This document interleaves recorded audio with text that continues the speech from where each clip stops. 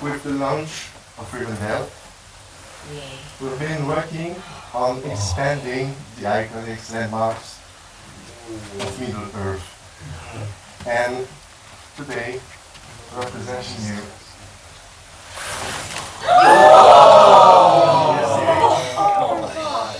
the fortified city of Minas Tirith, the White City, capital of Gandalf. So, as you can see, it's massive, but it was a bit necessary to capture the massive landmark that Minas Tirith is. So, at first, we're trying different approach for this model, having something micro scale or minifigure scale. But in the end, we decided to make a mix of both. So you can actually rotate the outer wall section, and you can interact with the minifigs. So up there we have all the 7 layers of the city and the spur of Mount Mundarin, sorry for the pronunciation. And on top you have the citadel with the Tower of Octavian and the Hall of Kings. And that's not all. There's more. So in the back.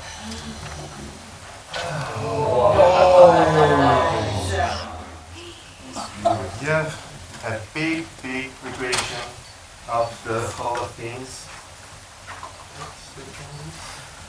Hall of Kings with the throne where the king can sit or the steward.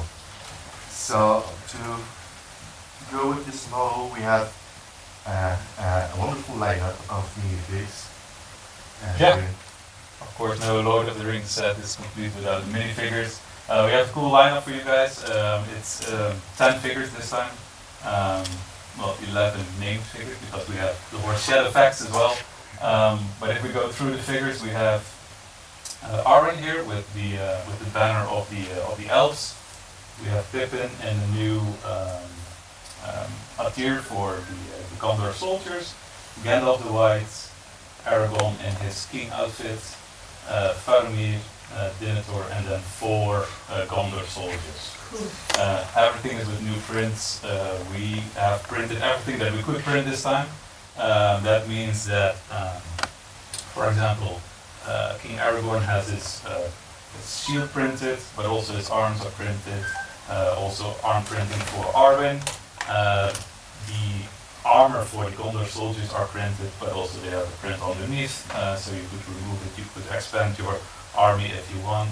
We have Faramir for the first time, we have the Gondor soldiers for the first time, we have the printed textile, we have printed elements to decorate the Great Hall, and no stickers. Hey.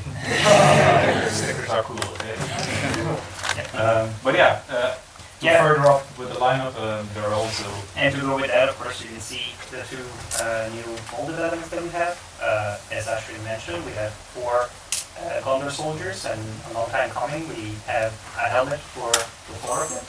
And of course, we needed to give the king his crown. So Aragorn will have an overmolded new headpiece with his long, beautiful hairs and the crown to go with it. Yeah.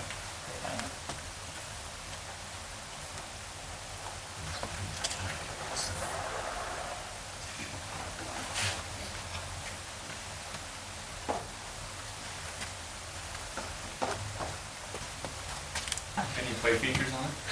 There are some hidden secret rooms in the back that with some kind of design, so you can have a peek at some other location from inside the city. Of course, you have the gates that can open, and some other stuff like if you don't want to turn the ball around, you can also just grab another tiny vignette of the throne. Other things.